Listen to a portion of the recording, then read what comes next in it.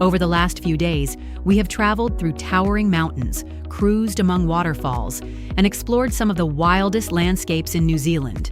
But today, the adventure takes us somewhere completely different.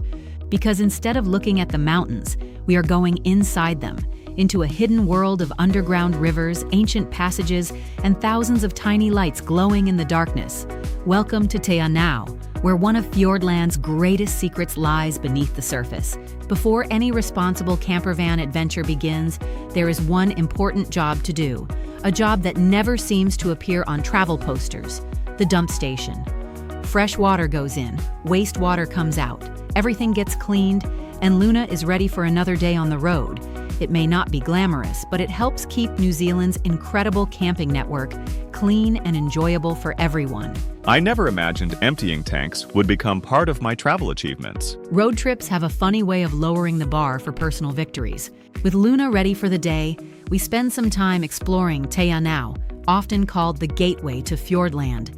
This lakeside town is much more than a place travelers pass through.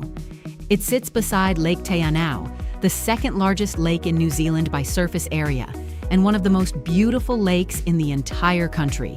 Surrounded by mountains, native forest, and crystal clear water, it is easy to understand why so many visitors end up staying longer than planned.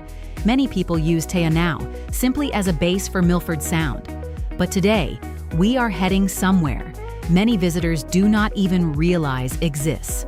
The caves we are visiting today are known as Te Anau, often translated as the swirling cave. The name comes from the powerful water flowing through the cave system, and once you hear that water for yourself, the name makes perfect sense. What many visitors do not realize is that these caves remained hidden from the wider world for generations. The upper entrance was rediscovered in 1948 by local explorer Lawson Burrows after years of searching and following clues, preserved through Maori stories and local knowledge. Today, that discovery allows visitors like us to experience one of Fiordland's most remarkable hidden places. So somebody spent years looking for a cave. And I struggle to find my sunglasses when they are sitting on top of my head. While we make our way toward the caves, here is something that completely surprised me. Before people arrived in New Zealand, there were no native deer, no rabbits, no foxes, and no squirrels. In fact, New Zealand's only native land mammals were bats. Because there were almost no land mammals, birds evolved to fill many of the roles mammals perform elsewhere in the world. That helps explain why New Zealand's wildlife feels so different from almost anywhere else on Earth. So the birds basically took over the country. Judging by some of the seagulls we have met, I think they still run parts of it. The adventure begins with a boat journey across Lake Te Anau, because the caves can only be reached from the water. As we leave the shoreline behind, the mountains rise around us, and Fiordland slowly reveals another side of itself. The lake becomes wider, the forests become denser, and the feeling of heading somewhere hidden grows stronger with every passing minute. It feels less like visiting an attraction, and more like setting off on an expedition into a forgotten corner of New Zealand. Stepping into the cave, everything changes. The temperature drops, the daylight fades away, and the sound of rushing water echoes through the darkness. What makes these caves especially fascinating is that they are surprisingly young in geological terms. Scientists estimate the cave system formed around 12,000 years ago, which means the landscape is still changing today. Water continues carving passages through the limestone, creating new features and slowly reshaping the world hidden beneath the mountains. The deeper we go, the louder the water becomes. A powerful underground river rushes through the cave system, squeezing through narrow passages, tumbling over hidden waterfalls, and continuing its journey toward Lake Te Anau. The sound fills every chamber.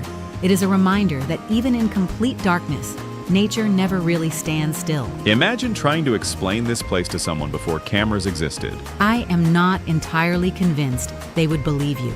Then comes the moment everyone has been waiting for, the Glowworm Grotto. The lights go out, and suddenly, tiny blue lights begin appearing overhead, then hundreds more, then thousands. What surprised me most was not how bright they were. It was how many there were. Thousands of tiny lights stretching into the darkness, like somebody had turned the night sky upside down and hidden it beneath a mountain. As our boat drifts quietly through the grotto, the glow seems endless. For a few moments, it feels less like a cave and more like floating through a living galaxy. Despite the name, glowworms are not actually worms. They are the larval stage of a small insect called a fungus gnat. The glow is produced through a natural chemical reaction inside their bodies. The light attracts tiny insects, which become trapped in delicate silk threads hanging from the cave ceiling. It sounds almost unbelievable, yet it is happening all around us, and somehow, understanding the science behind it only makes it more fascinating. Eventually, our underground adventure comes to an end. We step back into daylight, and Fiordland welcomes us once again. The mountains seem brighter, the lake feels larger, and the fresh air somehow feels even fresher than before. It is amazing to think that while most visitors admire the spectacular scenery above, an entirely different world has been quietly hidden beneath their feet all along. Today reminded us that some of the most extraordinary places are not always the easiest to find. From Lake Te Anau to underground rivers to thousands of living lights glowing in the darkness. This was a side of Fiordland many travelers never get to experience. And honestly, that is what made it so special. Quiz time. Are you ready? Before people arrived in New Zealand, what were the country's only native land mammals? A. Possums. B. Bats. C. Hedgehogs. D. Rabbits. Now, don't forget to drop your answer below in the comments. Then head to quizzes.gamaflare.com, check the leaderboard, and tell me, would you rather explore the glowworm caves or cruise across Lake Te Anau? I think the lake sounds much more relaxing. Don't you think? Well, whatever you choose wisely. More exciting adventure to come, so see you in the next one. We have a winner, and I am not being chill about it. Someone just took that leaderboard apart like it was light practice. Moves were intentional. Timing was locked. Confidence, unbothered.